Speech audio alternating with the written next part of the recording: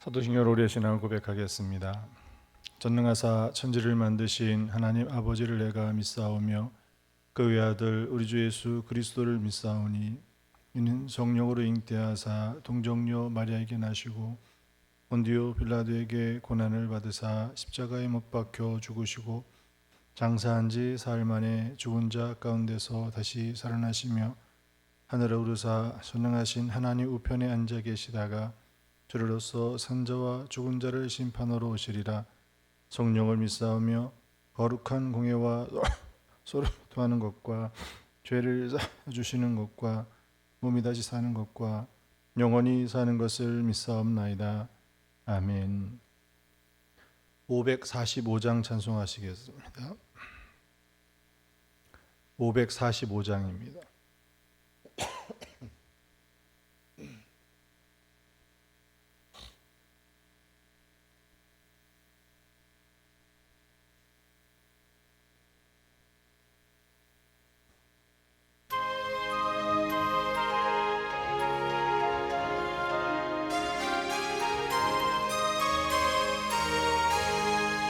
이 눈에 아무 증거 아니 배어도 믿음만을 가지고 선을 걸으며 이 귀에 아무 소리 아니 들려도 하나님의 약속 위에 서리라. 걸어가세 믿음 위에 서서 나가세 의심 버리고 걸어가세 믿음 위에 서서 눈과 귀에 아무 증거 없어도 이 눈에 보기에는 어떠하든지 이미 얻은 증거대로를 믿으며 이 맘에 의심 없이 살아갈 때에 우리 소원 주 안에서 이루리.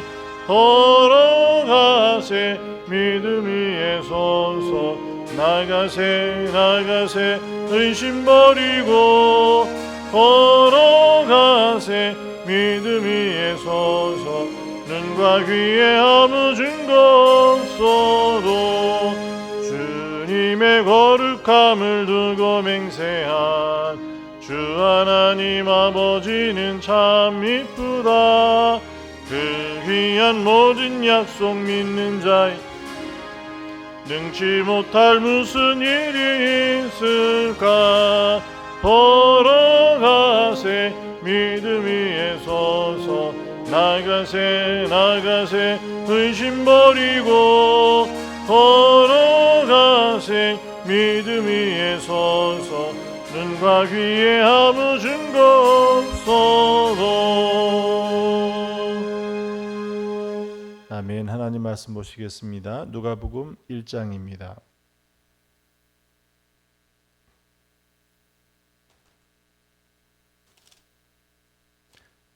누가복음 1장 5절에서 13절 말씀을 봉독해 드리겠습니다.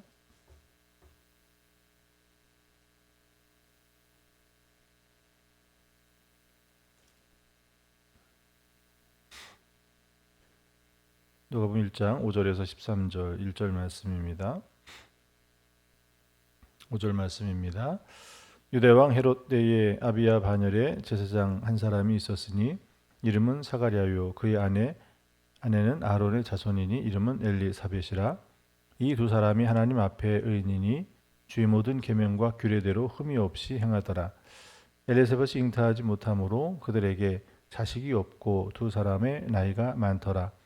마침 사가랴가 그의 반열의 차례대로 하나님 앞에서 제사장의 직무를 행할세 제사장의 전례를 따라 제비를 뽑아 주의 성전에 들어가 분향하고 모든 백성은 그 분향하는 시간에 밖에서 기도하더니 주의 사자가 그에게 나타나 향단 우편에 선지라. 사가랴가 보고 놀라며 무서워하니 선자가 그에게 이르되 사가랴여 무서워하지 말라. 너희 간구함이 들린지라. 내 아내 엘리사벳이 내게 아들을 낳아주리니 그 이름을 요한이라 하라. 아멘. 오늘 함께 묵상할 주제는 기도 응답의 가능성이라는 거예요. 오늘 본문에 나오는 사람이 제사장, 어떻게 보면 이 제사장 가문의 사람입니다. 사가랴였고 그의 아내 이름은 엘리사벳이에요. 그의 아내도 아론의 자손이라고 그랬습니다. 그러니 두 집안이 어떤 집안이에요? 제사장 집안으로 정말 하나님 앞에 봉사하는, 그리고 그 뒤에 이 가정에 대해서 어떻게 설명을 하고 있습니까? 6절에 이 두 사람이 하나님 앞에 의인이니라고 하고, 하나님 앞에 의인이다라고 소개를 하고 주의 모든 계명과 규례대로 흠이 없이 행한 사람이다라고 이야기해요. 자, 그런데 이 가정에 어떤 일이 일어났습니까? 아이가 없는 거예요. 분명히 하나님께서 의인이라고 말씀하셨는데, 그리고 이네들의 삶은 정말 믿음으로 말씀을 지키며 그렇게 산 사람들인데, 더군다나 하나님의 성전에 올라가서 어떤 일을 하는 거예요? 주를 위해 봉사하는, 하나님을 위해 봉사하는 그런 삶을 살았던, 그것도 양쪽 집안 다. 근데 이 가정에 무엇이 있는 거예요? 아이가 없어요. 아이가 없다는 이야기는 이 당시의 사람들, 이스라엘 백성들에 있어서 자녀는 무엇입니까? 하나님의 축복이에요. 근데 그 아이를 갖지 못했다라고 하는 것은 또 다른 면으로 생각해 보면 아이가 하나님의 축복이니 아이가 없다라고 하는 것은 반대가 되는 거겠죠. 마치 하나님에게 저주를 받은. 그래서 한나가 기도할 때 어떻게 기도했습니까? 정말 간절히 하나님 앞에 기도하고 있는데 소리내서 기도하지 못했어요.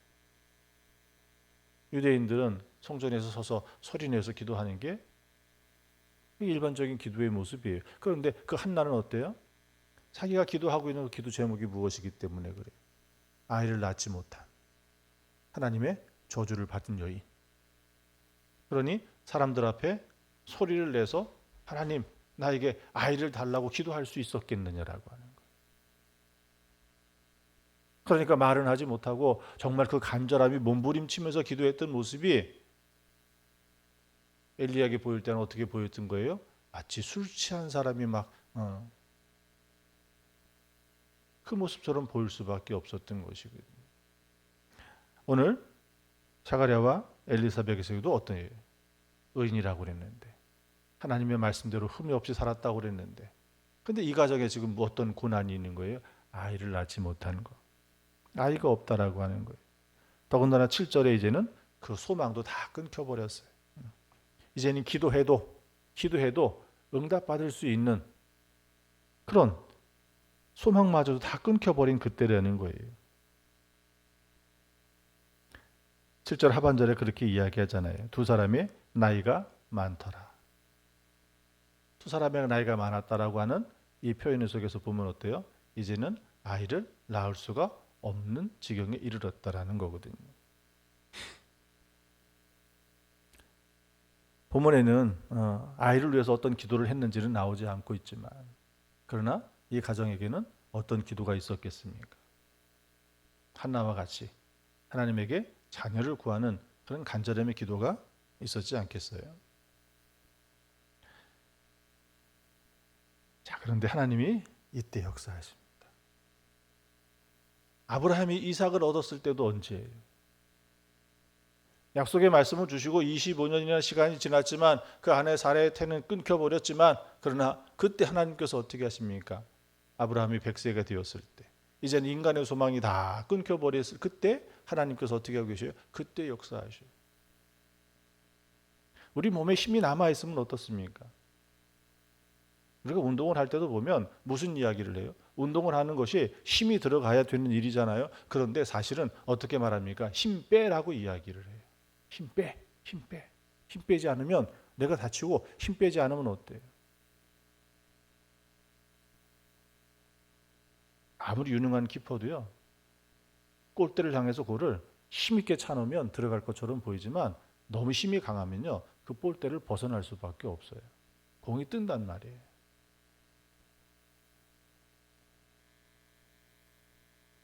요즘에 그 예능에 여자 축구가 아주 굉장히 붐을 일었잖아요. 그 모습, 경기하는 모습을 가만히, 그 선수들의 모습을 가만히 보면은 그네들이 그 하는 행동이 있어요. 어떤 팀에서는 잔발 외쳐요. 계속 움직이려는 거예요.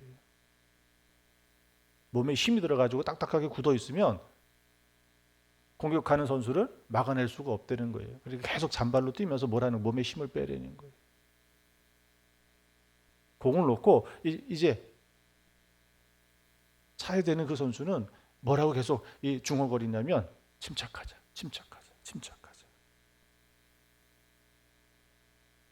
결국 그것이 뭐래요? 몸에 힘을 빼지 않으면 아무리 강한 슛을 차도 내가 원하는 곳으로 가지 않는다. 그 힘, 너무 강한 힘이 그것을 벗어나게 만든다는 거예요. 자기가 기도했는데 우리도 그렇잖아요. 우리가 기도했는데 막 병이 났고 기도했는데 그 문제가 막 일어나요. 그럼 어떤 마음이 들죠? 내가 기도해서 내가 당신을 위해서 기도했는데 하나님이 역사하지 않으셨냐고. 하나님이 역사한 것보다 더 앞서가고 더 많이 드러나지는 게 뭐예요? 내가 기도한 것이 더 많이 드러날 경우가 훨씬 더 많아요. 하나님은 언제 이렇게 역사하고 계십니까? 이네들의 힘이 다 빠졌을 때. 인간의 조건이. 하나님께서는 우리가 기도할 때 어떤 조건들이 이루어져야, 그것이 완성되어져야 그 기도를 이루어주는 그런, 그것을 말씀하고 계시는 것이 아니에요. 우리가 어떻게 보면 하나님께 응답받을 수 있는 최고의 조건은 힘이 빠지는 거예요. 내가 할 수 없을 때. 그러니 지혜로운 기도는 어떤 기도겠습니까? 내 몸에 힘이 남아 있어도 그 힘을 뺄 줄 알아야 되는 거예요. 하나님이 하셔야 됩니다. 하나님께 전적으로 맡길 수 있는 믿음이 있어야 된다는 거예요. 왜 그렇습니까? 하나님이 일하시기 때문에 그래요. 오늘도 보니까 어때요? 이가 나이가 많다. 그런데 그 가운데 어떤 일이 일어납니까? 오늘 말씀 가운데 보면 9절에 제사장의 전례를 따라 제비를 뽑아 주의 성전에 들어가 분향하고. 성전에 들어가서 분향할 수 있는 사람은 몇 명이나 되겠습니까? 아니에요. 오늘도 보면 이 사가랴가 언제 올라가요? 8절에 마침 사가랴가 그의 반열의 차례대로 하나님 앞에서 제사장의 직무를 행할세. 당시에 제사장이 한 2만 명쯤 된다고 그래요. 그리고 그 사람들이 나뉘어 가지고 성전에 올라가서 성전의 여러 가지 일들을, 봉사를, 제사장이 해야 될 일 감당했는데 그 한 반열에도 한 800명쯤 된다고 그래요. 그 800명이 성전에 다 들어가 가지고 분향하고 이 지성소에 들어가고 그렇게 할 수 있는 일이 아니잖아요. 그래서 그 중에 들어갈 수 있는 사람은 어떻게 한 거예요? 제비를 뽑았다고 그랬어요. 여기서 제비를 뽑았다고 하니, 제비를 뽑았다라고 하는 이 말에 주목해서 봐야 될 것이 뭐냐면, 이 제비를 뽑는 행위는 뭐예요? 이게 하나님께 맡기는 행위라는 거예요. 하나님이 택하셨다라고 하는 의미예요. 자, 샤가랴는 어떻습니까? 어떤 집안이에요? 제사장 집안에, 그의 아내도 아론의 자손의 집안의 사람이에요. 그러면 제사장들 중에서도 유력한 측에 들겠죠. 그러니까 출신 가문대로 아니면 그 가족대로 순서대로 이런 어떤 그런 것이 아니라 제비를 뽑았다고 했다라고 하는 것, 하나님께 그들이 전적으로 맡겼고 하나님이 택하셨다라고 하는 의미가 이 속에 담겨져 있기 때문에 오늘 하나님께서는 이 샤가랴에게, 하나님께서 이에게 응답하시고 역사하시기 위해서 무엇하고, 하나님이 이미 일하고 계시다라는 거예요. 근데 그 소리에 뭐라고 천사가 와서 이야기합니까?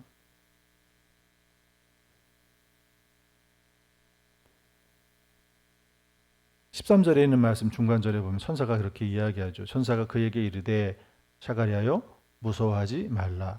너의 간구함이 들린지라. 너의 간구함이 들린지라.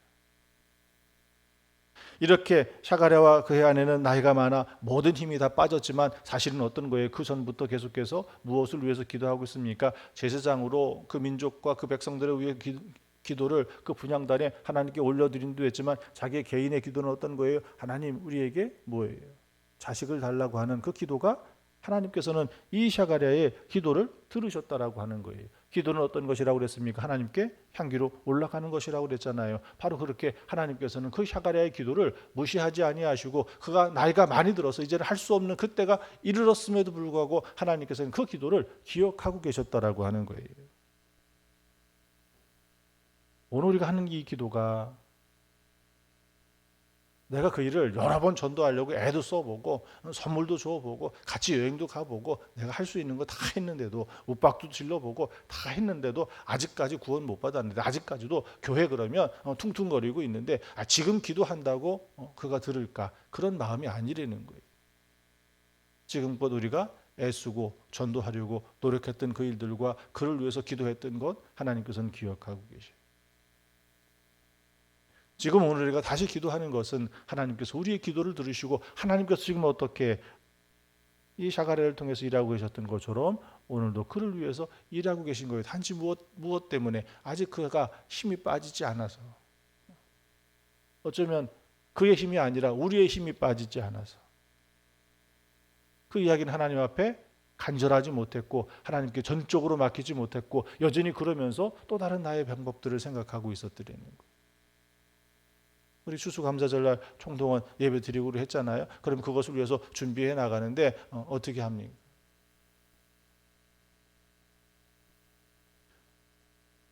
저 친구는 영화 티켓 2장만 주면 그날 와서 내 이름으로 예배 드려줄 사람이야. 그 생각을 가지고 기도하고 있는데 그 영혼을 하나님께서 움직이시고 일하실 수 있겠습니까? 아직 힘이 덜 빠졌는데. 그 사람은 영화 티켓 2장 가지고 그날 1시간 왔다 가는 거예요. 도리어 우리가 뭘 한 거예요? 그 마음이 그의 영혼을 하나님께 만날 수 있는 그 길을 막아버리는 일이 돼버리는 거예요. 그리고 기도하는데 그 기도가 하나님이 들어주시겠느냐라는 거예요. 아직 힘이 덜 빠졌는데. 오늘 우리는 하나님께 전적으로 맡기고 또 우리가 기도한 것이 하나님께서 오늘 이렇게 이 때가 되어지니까 어떻게 합니까? 주의 천사가 와서 너의 간구를 들었다라고 말씀하시는 그 속에, 그리고 거기에 어떤 역사가 일어납니까? 내 아내 엘리사벳이 내게 아들을 낳아주리니 그 이름을 요한이라. 그리고 이것이 하나님이 향하셨다는 것을 어떻게 알게 합니까? 그리고 이 사가랴가 그때부터 말을 하지 못해요. 아이의 이름을 지을 때까지. 그것이 무엇으로 드러나지는 거예요? 하나님이 하신 것으로 드러나지는 거예요. 나이가 많아도 아이를 낳을 수 있잖아요. 그것을 통해서 뭐라고 사람들은 생각할 거예요. 아우 저 집안에 경사가 났다고. 이제는 아이 못 낳을 것 같았는데, 나이가 많아서 힘들 것 같았는데 그래도 아이가 생겼다고 다 축하해 주면서 무엇을 바라보는 거예요. 그런데 거기에 어떤 증거를 보여주고 있습니다. 하나님이 행하셨다라고 하는 것을 사가랴를 그가 말하지 못하고 다시 말하기 시작했을 때, 그 이름을 요한이라고 했을 때 바로 그것이 무엇이 드러나지는 거예요. 오늘 하나님께서는 우리가 기도하는 것 거기에 분명히 응답하십니다. 응답하십니다. 때로는 우리가 그것을 잃어버리고 살 때도 훨씬 더 많잖아요. 어떤 때는 내가 무엇을 기도했는지조차도 잃어버릴 때가 있어요. 어떤 때는 간절히 기도하고 그 기도를 쭉 이어가다가도 순간순간 생기는 바쁘고 분주한 다른 일들과 다른 기도 속에 나중에는 그 시작했던 그 기도가 언제 그렇게 끝난지도 모르게 그냥 조용히 내 기도 속에서 빠져 있는 경우도 있더라는 거예요. 그러나 하나님께서는 그 기도를 잃어버리지 않으십니다. 그러기에 잊혀진, 이제는 할 수 불가능한 것처럼 보이는 그 속에서도 하나님께서는 일하시고 응답하시는, 그래서 기도 응답의 가능성이 있다라고 이야기합니다. 우리가 할 일은 하나님 앞에 전적으로 주님을 의지하고 주님을 바라보는 거예요. 하나님은 분명히 우리 기도 속에 일하고 계십니다. 이번 우리가 영혼구원 50일 특별 새벽 기도를 통해서 여러분의 개인의 기도 제목뿐만이 아니라 속회가 함께 모여서 하는 기도, 그래서 새로운 책을 바꿀 때마다 여러분들이 기도 제목을 다시 쓰시라는 거예요. 똑같은 기도 제목을 옮겨 적는다 할지라도 다시 쓰라는 거예요. 그 속에서 내가 한 주간 동안 기도한 그 기도에 대한 무엇이 있는 거예요? 하나님 이것을 더 기도하게 하시는지, 이 기도를 거기에 무엇을 더 덧붙여서 기도하게 하시는지, 그 기도 가운데 이것은 빼고 기도하게 하시는지, 그러면서 그 하나님의 그 마음이, 하나님의 그 말씀의 그 뜻이 내 기도 속에서 어떻게 되어지는 거예요? 성장해 가는 거예요. 그리고 그 속에 하나님께서는 분명하게 응답해 주십니다. 그러면 거기에 꼭 그렇게 쓰셔요. 하나님이 응답하시면 어떻게 응답하셨는지를 기록하세요.